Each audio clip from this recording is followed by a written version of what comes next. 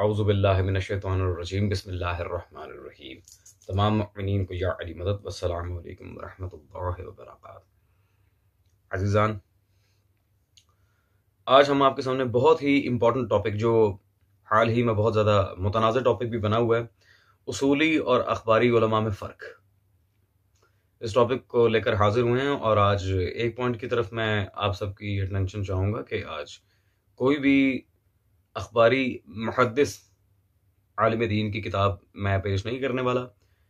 تو جتنے بھی تبرہ بازی کے معاملات ہیں اور ساری باتیں ہیں، وہ کائنڈلی اپنے مجتہدین پر ہی کریں، اصولی حضرات، کیونکہ آج انہی کے اکابر مجتہدین کی کتابیں ان کے سامنے رکھی جائیں گی، اور پھر دو ٹوک فیصلہ ہر بندہ کر لے کہ آیا وہ لوگ جن کی تقلید کرتے ہیں ان کی باتیں بھی مانتے ہیں یا نہیں۔ تو بلا تاخیر چلتے ہیں مولوی ڈھکو صاحب کے کلپ کی طرف، جس میں ان سے اصولی اور اخباری علماء کے لحاظ سے جب سوال کیا گیا تھا، تو ڈھکو صاحب نے اس میں کیا بات کرنے کی کوشش کی ہے وہ آپ کے سامنے ایز اٹ از ہم رکھ دیتے ہیں، پھر انشاءاللہ تبارک و تعالی دلائل کے ساتھ ان کی بات کا رد بھی پیش کیا جائے گا۔ ہیو اے لک۔ سوال یہ ہے کہ اخباری علماء نے تو اپنی تقلید نہیں کرائی، آئمہ کے فرامین ہم تک پہنچا دیے، تو اصولی علماء کس طرح تقلید کرا رہے ہیں؟ نیز اصولی اور اخباری علماء میں فرق واضح فرمائیں۔ میرے محترم، یہ لفظ میں ثابت کیا ہے اپنے مقام پر، یہ اعتباری فرق ہے، لفظی اختلاف ہے، ورنہ اصولی اور اخباری میں کوئی بنیادی فرق نہیں ہے۔ حسب ظاہر اصولی کہتے ہیں مدرک احکام چار ہیں، ایک قرآن ہے، دوسرا محمد و آل محمد کا فرمان ہے، تیسرا اجماع ہے، چوتھے نمبر پہ عقل ہے۔ اور اخباری حضرات کہتے ہیں کہ مدرک احکام دو چیزیں ہیں، ایک اللہ کا قرآن، دوسرا محمد و آل محمد کا فرمان، لیکن لفظوں کے فرق ہے، وہ چار کہتے ہیں، وہ دو کہتے ہیں۔ عزیزان، آپ نے مولوی ڈھکو صاحب کا کلپ سنا، جس میں مولوی ڈھکو صاحب ایک بہت بڑی خیانت ہی میں کہہ سکتا ہوں کر رہے ہیں کہ اصولی اور اخباری علماء میں کوئی فرق نہیں ہے، یہ فقط لفظی اختلاف ہے۔ اور اچھا، فرق نہیں ہے لیکن لفظی اختلاف ہے، اور آگے جا کے خود ماشاءاللہ وضاحت کر دیا کہ اصولی حضرات ادلہ اربع شریعہ کے قائل ہیں، اور اخباری حضرات فقط اسی اصول کے قائل ہیں جو رسول خدا صلی اللہ علیہ وآلہ وسلم غدیر میں دے کر گئے تھے۔ انی تارک فیکم الثقلین کتاب اللہ و عترتی اہل بیتی، دو چیزیں چھوڑے جا رہا ہوں، قرآن اور میری اہل بیت صلوات اللہ علیہم اجمعین ولعنت۔ تو انہوں نے پہلی بات تو یہ ہے کہ اپنے ہی تقریر میں خود تسلیم کر لیا کہ اخباریوں اور اصولیوں میں بنیادی فرق مدارک احکام کا ہے۔ دوسری بات، ہم اب ایک چیز کی طرف آتے ہیں، تفریق جو بھی ہے میں پہلے ہی عرض کر چکا ہوں کہ کسی اخباری محدث کی کتاب آج مجھے پیش نہیں کرنی، سب کتابیں الحمدللہ مجتہدین حضرات کی پیش کروں گا، تاکہ یہ لوگ اپنے ہی مجتہدین حضرات کو آئینے میں رکھ کر پوچھیں کہ بالآخر آپ کی تقلید کرتے ہیں تو آپ نے یہ کیوں لکھا۔ اور جتنے بھی فتوے ہیں، جو بھی الزام ہے MI6 کا ایجنٹ یا پھر جو بھی اس طرح کا الزام جو کہ آلریڈی اس حقیقت پر لگ چکے ہیں، وہ پھر اپنے مجتہدین حضرات پر ہی لگائیں، تاکہ ایک ایک چیز کلیریفائی ہو جائے، اور پھر ان سے جا کے گزارش کریں گے کہ قبلہ آج کے بعد ایسا نہ لکھیے گا، اس سے پھر اخباری حضرات کو دلائل دینے میں فائدہ ہوتا ہے۔ اور اگر اس طرح انہوں نے کیا تو گویا پھر ان کے مجتہدین خود ان کے مقلد بن جائیں گے، اس طرح سارا نظام پھر ان کا الٹ پلٹ ہو جائے گا۔ خیر، زیادہ مجھے الجھانا نہیں ہے، ہم اب اپنے دلائل کی طرف چلتے ہیں۔ تو پہلی دلیل اس لحاظ سے، سب سے پہلے تو ہم یہ دیکھ لیں کہ اخباریوں اور اصولیوں میں سب سے زیادہ قدیم مسلک کون سا ہے۔ پہلی کتاب مجھے یہاں پیش کرنی ہے اس کانٹیکسٹ میں، اصولی حضرات کے مجتہد ابراہیم جناتی صاحب، ان کی کتاب میرے ہاتھ میں موجود ہے، ادوار اجتہاد۔ یہ کتاب آپ سکرین پر دیکھ رہے ہیں، ادوار اجتہاد۔ اس کتاب میں عزیزان صفحہ نمبر 199 پر جو باب باندھا ہے ابراہیم جناتی صاحب نے، ابراہیم جناتی صاحب یہاں پہ لکھتے ہیں ابن جنید اور اخباریوں کا زوال. ایک جو جھوٹ بولا جاتا ہے کہ اخباری 10ویں صدی کی پیداوار ہے، اس سے پہلے مذہب شیعہ میں نہیں تھے. انہوں نے خود یہاں پر تسلیم کیا کہ اخباری حضرات ابن جنید ازکافی جو ان کے سب سے پہلے مجتہد ہیں، ابن جنید ازکافی، ان سے بھی پہلے کے اخباری حضرات ہیں. الحمدللہ پہلا مسئلہ تو یہاں واضح ہو گیا.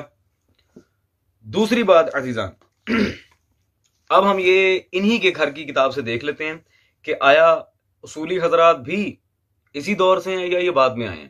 یہ میرے ہاتھ میں ادارہ منہاج الصالحین سے چھپی ان کے آیت اللہ سید محقق مرتضی عسکری کی کتاب موجود ہے، مکتب امامت و خلافت. یہ آپ سکرین پر دیکھ رہے ہیں، مکتب امامت و خلافت. اس کی جلد نمبر عزیزان 2 ہے اور صفحہ نمبر 34. یہاں پر وہ واضح دو ٹوک الفاظ میں لکھ رہے ہیں، لفظ اجتہاد اور مجتہد نے 2 صدی ہجری میں اصطلاحی انداز حاصل کیا، لیکن یہ اصطلاح، یہ غور طلب بات ہے، یہ اصطلاح ایک طویل عرصے تک مکتب خلافت تک محدود رہی. مکتب اہل بیت صلوات اللہ علیہ مجمعین میں یہ اصطلاح 5ویں صدی ہجری کے بعد رائج ہوئی.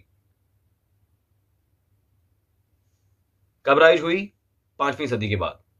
پہلی بات تو یہ ہے کہ الحمدللہ ہمارا مسلک، اخباری مسلک، الحمدللہ شیعت میں شروع سے موجود تھا، اور یہ حضرات اسے تسلیم کر رہے ہیں کہ یہ خود ان کے آیت اللہ مرتضی عسکری صاحب تسلیم کر رہے ہیں کہ یہ 5ویں صدی ہجری میں مذہب شیعہ میں داخل ہوئے ہیں. اس سے پہلے اجتہاد کے جو بھی معاملات تھے وہ مکتب خلفاء کے ہاں تھے. تو ایک بات تو کلیئر ہو گئی الحمدللہ کہ اصولی اور اخباری علماء میں زمین آسمان کا فرق ہے. اخباری شروع سے شیعہ تھے، اصولی وہاں سے یہاں پر آئے ہیں. پھر انہوں نے کچھ ادلہ اربع کی بھی بات کی تھی، ذرا اس کی طرف بھی چل پڑیں. اور ایک بنیادی فرق اخباری حضرات کا اور اصولی حضرات کا، یہ جو کہہ رہے ہیں کہ کوئی فرق نہیں ہے، صرف لفظی فرق ہے، بڑے آپس میں شیر و شکر تھے، بڑے پیار کے گیت گایا کرتے تھے بقول ان کے، تو یہ بھی دیکھ لیتے ہیں کہ آیا واقعاً فرق ہے یا نہیں. عزیزان، اب ادلہ اربع شرعیہ، اصولی اور اخباری علماء کے درمیان جو بھی اختلافی معاملات ہیں ان کو ہم ڈسکس کریں گے. اور آپ پریشان نہ ہوں، صاحب ہدایت یا مرزا اخباری کے حالات کو ہم ڈسکس نہیں کرنے والے آپ کے سامنے، کیونکہ وہ ہم پہلے کئی مرتبہ کر چکے ہیں، لائیو ویڈیوز میں، ریکارڈڈ ویڈیوز میں بہت دفعہ. ہمیں صرف کچھ ایک آدھ واقعات ڈسکس کر رہے ہیں، اور بالخصوص مولوی محمد ڈھکو صاحب کے فیورٹ محدث جو اخباری مسلک سے تعلق رکھتے تھے، آقا محمد بن حسن الحرعاملی، جن کی کتاب وسائل الشیعہ کا ڈھکو صاحب نے ترجمہ بھی کیا ہے. یہ میرے ہاتھ میں موجود ہے، وسائل الشیعہ کا ترجمہ ڈھکو صاحب نے کیا ہے، اور اس کے یہ حاشیہ وغیرہ بھی لکھا. خیر، انہی سے سٹارٹ کر لیتے ہیں اور دیکھتے ہیں کہ حرعاملی کا سٹیٹس اصولی حضرات کے نزدیک کیا ہے. تو یہ میرے ہاتھ میں کتاب موجود ہے، امامی آرگنائزیشن کے ہاں سے چھپی ہے، الازہر اسلامک سینٹر سے.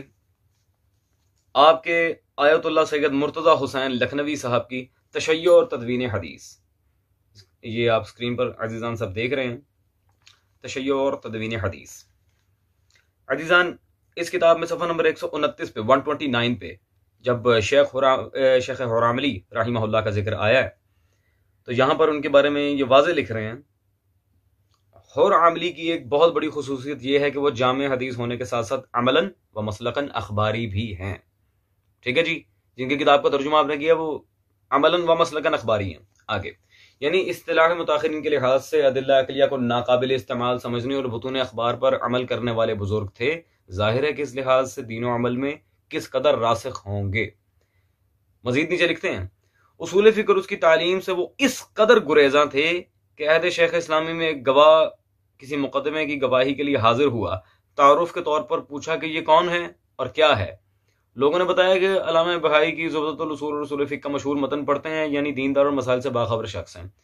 اب غور طلب بات آئی کہ شیخ نے اصول فقہ کا، یعنی کہ شیخ حرعاملی نے اصول فقہ کا طالب علم سمجھ کر فیصلہ کر لیا کہ احکام ائمہ صلوات اللہ علیہ مجمعین و حدیث سے بے خبر ہے، اس لیے گواہی ناقابل قبول ہے. اس لیے گواہی ناقابل قبول ہے. جناب مولوی ڈھکو صاحب، آپ کہہ رہے ہیں کہ صرف لفظی اختلاف ہے اور تھوڑا سا ان کے احکام کے لحاظ سے جو وہ دلیل رکھتے ہیں اس میں فرق ہے، حالانکہ تھوڑا نہیں، زمین آسمان کا فرق ہے۔ اور آپ کا جو جملہ تھا کہ فقط لفظی اختلاف ہے، پہلی بات تو ہم کلیئر کر چکے کہ آپ لوگ آئی 5ویں صدی میں، ہم شروع سے تھے۔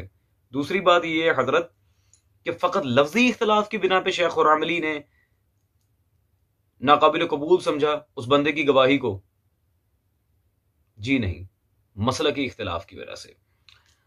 اب مزید چلتے ہیں اور یہ دیکھتے ہیں کہ آیا مزید جو تفریق خود مجتہدین حضرات نے لکھی ہے اس بارے میں وہ کیا ہے۔ یہ میرے ہاتھ میں مشہور زمانہ مجتہد آپ کے استاد شہید مرتضی مطہری صاحب، ان کی کتاب موجود ہے سخن، عزیزان آپ اسکرین پر دیکھ رہے ہیں سخن۔ اس کتاب میں صفحہ نمبر 70 پر مرتضی مطہری صاحب نے دو ٹوک الفاظ میں اخباریت کے بارے میں لکھا ہے۔ کہتے ہیں بہرحال اخباریت کا مسلک اجتہاد و تقلید کے مسلک کی ضد ہے۔ اس مکتب خیال کے لوگ اس اہلیت اور صلاحیت اور تخصص فنی کے منکر ہیں جس کے مجتہدین قائل ہیں۔ یہ غور رہے، اخباریت کا مسلک اصولی مسلک کی ضد ہے، مسلک تقلید کی۔ وہ غیر معصوم کی تقلید کو حرام سمجھتے ہیں، پوائنٹ ٹو بی نوٹڈ۔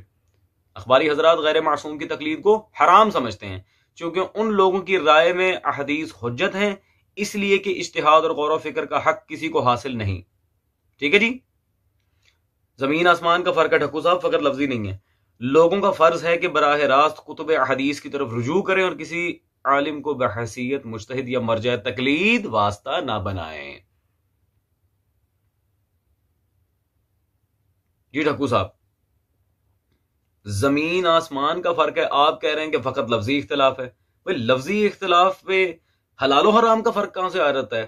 آپ لوگ کہتے ہیں تقلید واجب ہے، خود آپ لوگوں نے ہمارے عقیدے کے مطابق لکھا کہ تقلید غیر معصوم حرام ہے، تو یہ فقط لفظی اختلاف ہے۔ اللہ اکبر۔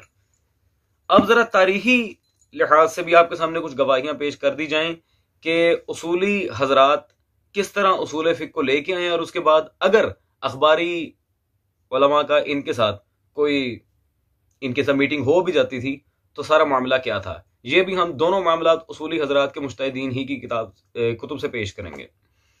یہ پہلی کتاب میرے ہاتھ میں موجود ہے، جامعہ تعلیمات اسلامی پاکستان سے چھپی، آپ کے آغا علی نصیری صاحب کی علوم حدیث کا تعارف۔ یہ کتاب آپ اسکرین پر دیکھ رہے ہیں عزیزان صاحب، علوم حدیث کا تعارف۔ اس کتاب میں صفحہ نمبر 99 پر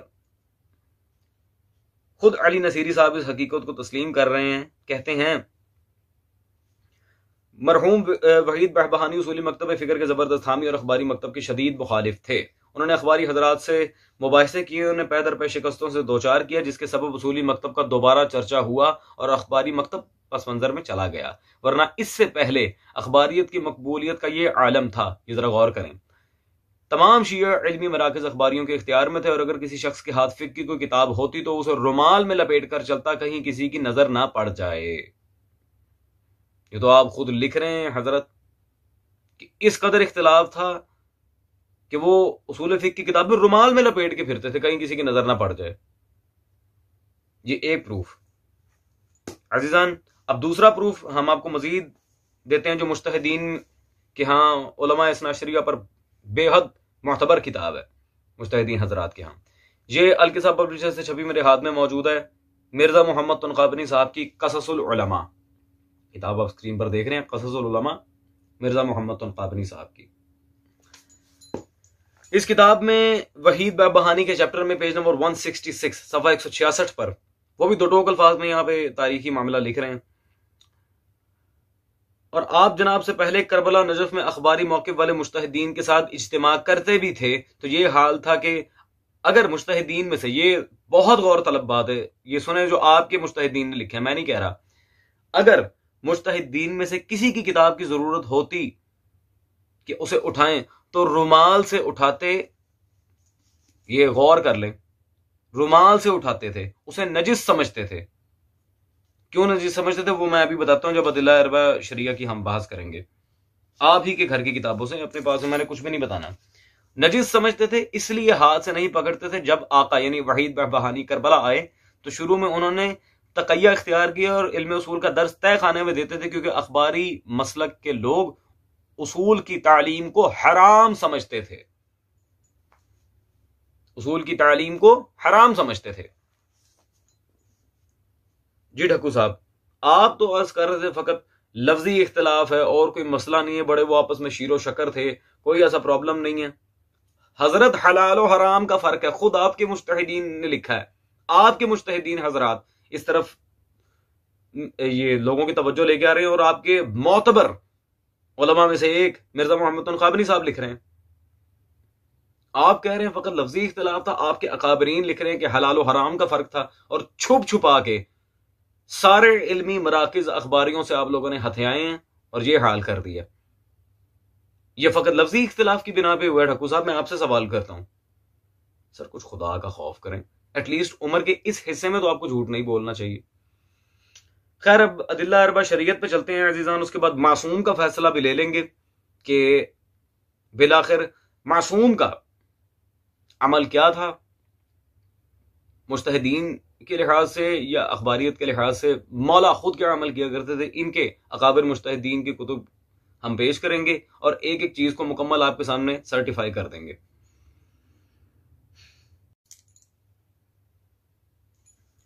عزیزان اب ادلہ اربع شریعہ پر بھی ڈھکو صاحب نے بات کی تھی، جو مجتہدین کے یہاں خاص ہے، جسے استعمال کر کے سارا وہ معاملہ اپنا چلاتے ہیں اور توضیحات اور کتب اصول فقہ لکھتے ہیں۔ اب اس کی طرف بھی ذرا غور کر لیتے ہیں اور آیا یہ دیکھ لیتے ہیں کہ ان کی تاریخ کیا ہے اور یہ کس طرح سازش کے تحت مذہب شیعہ میں داخل کیے گئے ہیں۔ دوبارہ اسی کتاب کی طرف ہم چلتے ہیں۔ سخن، مرتضی مطہری صاحب ان کے مشہور زمانہ مجتہد ہیں۔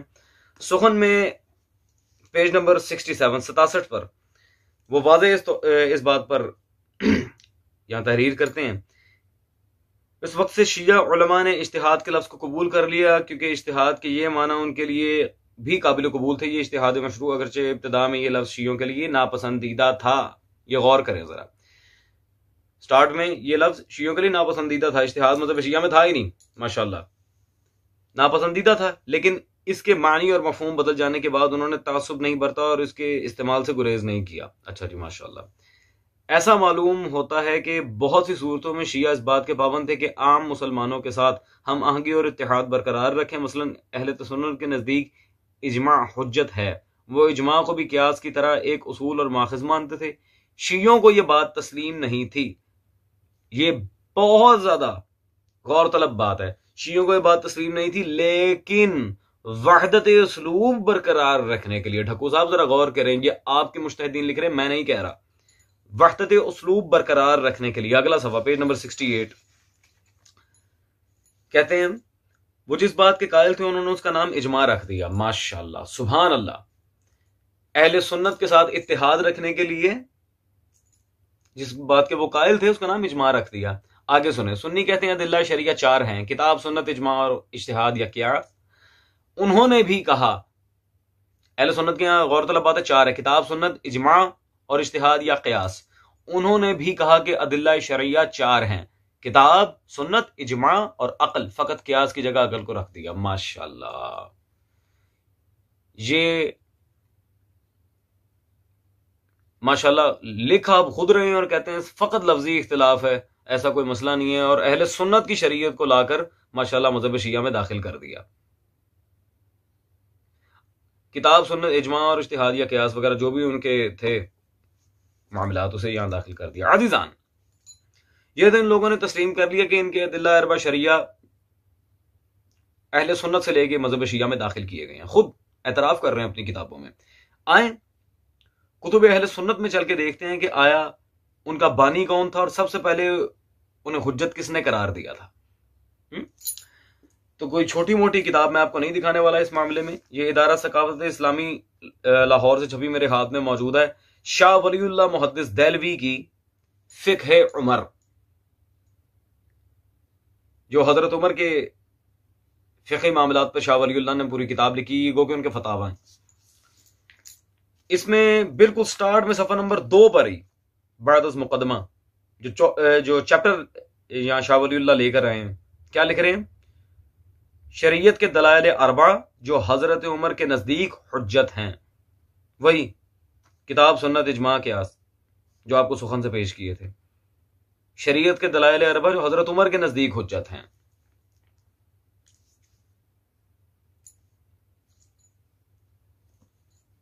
عزیزان اب آپ مجھے خود بتائیں کہ اس کا حل کیا نکالا جائے. اس کا حل اب کیا نکالا جائے؟ اللہ اکبر. خود انہوں نے تسلیم کیا اپنی کتاب سخن میں کہ ادلہ اربع ہم نے اہل سنت سے لے کے داخل کی ہیں، فقط ایک آدھ چینجنگ کی ہے. اور شاہ ولی اللہ فقہ عمر میں کیا لکھ رہے ہیں؟ خود اہل سنت کی کتاب سے پھر ہم نے گواہی آپ کو دکھا دی کہ ان کے بانی حضرت عمر تھے، نہ کہ ائمہ اہل بیت صلوات اللہ علیہ اجمعین. اب سوال یہ پیدا ہوتا ہے کہ ائمہ اپنے ادوار میں کیا کیا کرتے تھے، اور اس معاملے میں ان کے مجتہدین حضرات کیا رائے رکھتے ہیں اپنی. یہ عزیزان پھر چلتے ہیں ان کے مجتہد حضرات کی طرف. یہ مجمع علمی اسلامی تہران ایران سے میرے ہاتھ میں کتاب چھپی موجود ہے، ان کے آیت اللہ محقق مرتضی عسکری صاحب کی شواہد تحریف، جن کی ابھی مکتبہ امامت و خلافت پیش کی تھی، انہی کی کتاب ہے شواہد تحریف. شواہد تحریف میں صفحہ نمبر 205 پر انہوں نے دو ٹوک یہاں پر ائمہ کا عمل لکھا ہے. اس کا نتیجہ یہ ہوا کہ مکتب خلفاء کے علماء سے ائمہ طاہرین صلوات اللہ علیہ مجمعین کا اختلاف ہو گیا، کیونکہ اس مکتب کے علماء احکام کے استنباط اور تشریح کے لیے زیادہ تر اپنی ذاتی رائے اور قیاس سے کام لیتے تھے، جبکہ ائمہ اہل بیت صلوات اللہ علیہ مجمعین محض رسول اکرم صلی اللہ علیہ وآلہ وسلم کے ارشادات ہی پر انحصار کرتے تھے.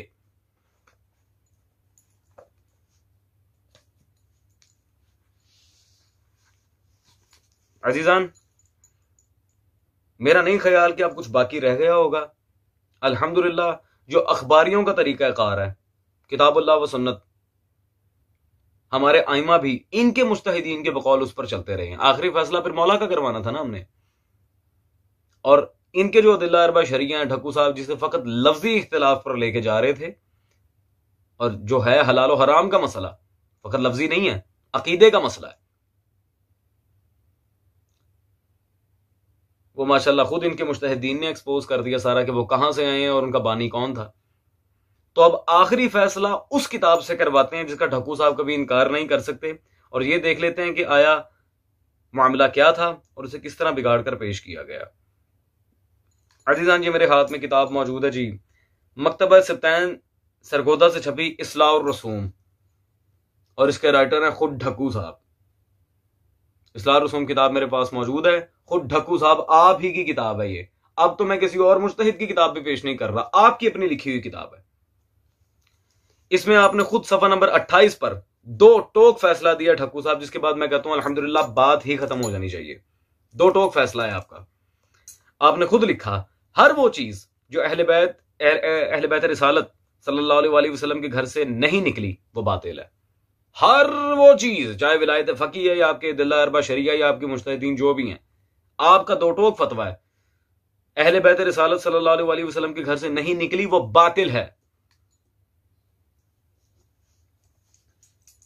جی ڈھکو صاحب ہم دکھا چکے ہیں کہ آپ کے سارے علوم اور یہ ادلہ اربع شرعیہ کہاں سے ہیں، اور خود اہل سنت کی کتابوں میں ان کا بانی کون تھا.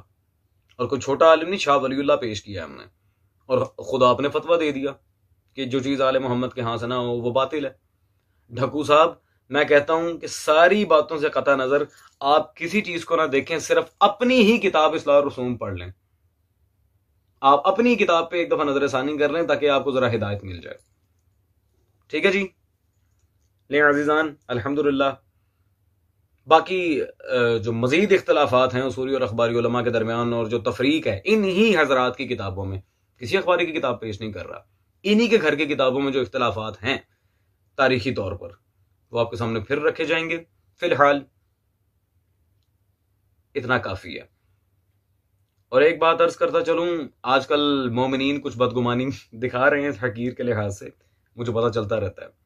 تو جو مومنین اس حقیر سے بدگمان ہیں، میں یہی کہوں گا کہ آپ کی مرضی ہے، بہرحال مولا سے بدگمان نہ ہوئیے گا، کیونکہ دین حق میں، مذہب شیعہ میں حق کا معیار ظرف نقوی نہیں ہے، حق و باطل کا معیار مولا علی ہے. باقی یہ حقیر کون ہے اور کیا ہے، کیا حیدر کرار سے ربط ہے، وہ آپ خود ہی سن لیں اور مجھے اجازت دیں. والسلام. دل میں सजाया हुआ नूरी दरबार है, मेरे आसपास मेरा अली सरकार है। जैसा हूँ जहाँ भी हूँ अली ही संग संग है, इश्क अली ने किया मुझे रंग रंग है। अली का मलंग हूँ मैं, अली का मलंग, अली का मलंग हूँ मैं, अली का मलंग। मेरे दिल का सहारा, मेरे लब पे है नारा, हक मौला हमारा, हक मौला हमारा।